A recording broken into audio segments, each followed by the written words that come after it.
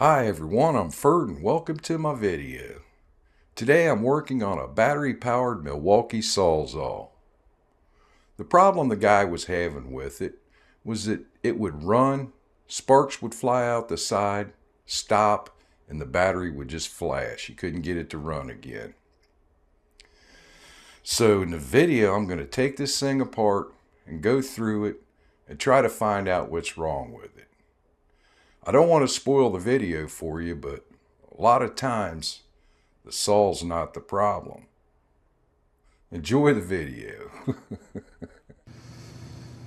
Got a Milwaukee Sawzall, catalog number 2720-20, 18 volt. He says that it's throwing sparks.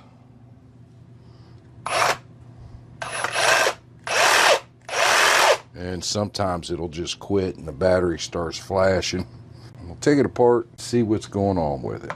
I've got a number T15. This was a shorter screw that came out of that one. I got to keep that in mind. This is a number 3 on the Allen head. It's 2 of them.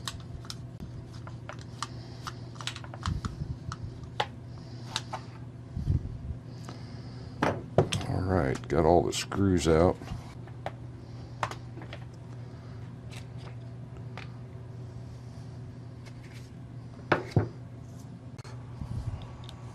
And the diagram shows this coming apart in 2 pieces, but that's not going to happen unless we pull this rubber sleeve off of there. Get that out of there. And see if we can get this rubber sleeve up off of here. Call it a boot.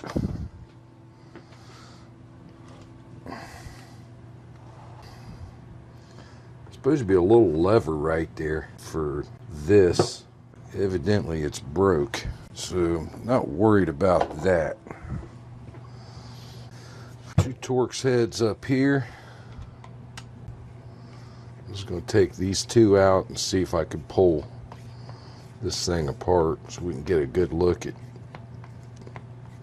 the inside, see if something's arcing in there. Every one of those guys use them over there, and they're just built so tough. You don't have to mess with them, but when you do, man, it's expensive. I'm going to do the wires here. My little picky tool out.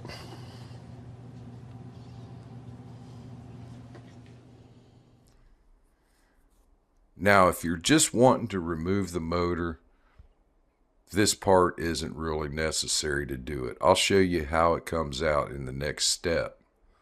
I'm taking this off because I want to make sure everything's okay up under this cover. Nothing's getting in a bind. Nothing's wore out, causing that motor to drag. You will need a hollow-tipped Torx bit to get a couple of these screws out of there. And then once you get them all out, you can just simply pry this thing apart. I got the 2 pieces off and looked at everything inside of it and didn't see anything wrong. Nothing chewed up, no metal. Everything looked like it was working okay up in that area. There's 2 T20 screws holding it in there. They may be covered with some dust, so you might have to blow them off. But the second one is straight across from the first one. Get a screwdriver, pry up on it just a little bit, and it should come out fairly easy.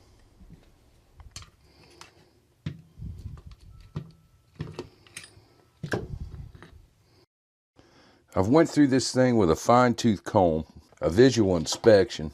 I don't see anywhere, and I've used my little magnifying glass here to look down in all the little nooks and crannies, and I don't see anything at all that's burnt, shorted out, that looks like it may have gotten hot somewhere. If you go online and you look up the parts diagram for this saw, this thing's not available, and it comes as a unit, just like you see here. I've seen similar ones for other saws and drills, and they're well over $100. And through Milwaukee dealers, they're probably a couple of hundred, but they're not available. And one thing that tells me is that's probably one of the most commonly replaced parts on these saws. You can get the armature, you just can't get the stator. I'm just take my blow gun and blow this thing out real good, put it back together. And the only thing I can tell the guy is use it until you can't use it no more, or go buy you a new one, because they do not sell parts for it anymore. Alright, let me see if I can put this thing back together. Everything looks like it just lays down in there. I'm going to start up here by this switch and just push all this stuff down. These little pathways.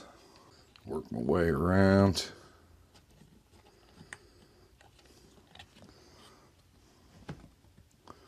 Everything seems to be falling in place except for that. Push my wires up in there out of the way. That's what the problem is.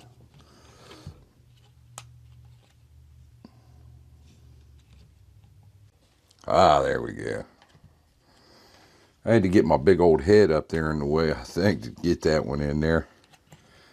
Just couldn't see it. Okay, got that. We'll go ahead and put this over here off to the side. We're going to screw this thing back in up here. Wiggle it in there. Come on, bearing. Get down in there. There we go. There you can see how that thing works. It's pretty cool. Here it is. I'll tell you what, man, this grease they got in there is sticky. Alright, I got that. Now I'll try to get this down in there. That magnet wants to stick to everything.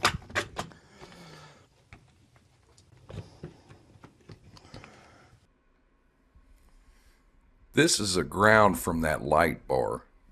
Make sure that you put this in its place before you put the cover together, or you're going to have to take the cover apart later on when you wonder what this mysterious wire is dangling there.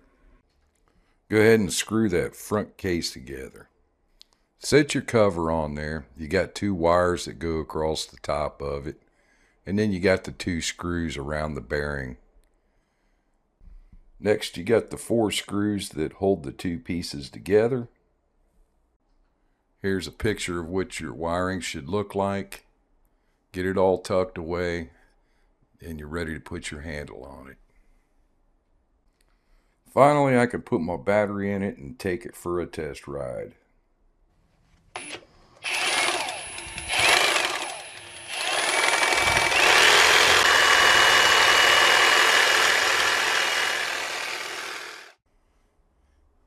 As you can see, I didn't find out what was wrong with this saw, but I needed to find out why I'm working on this thing.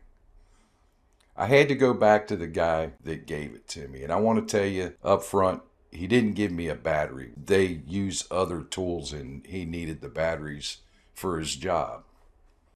I went to him and I asked him, I'm like, let me have the battery that you were using in this saw.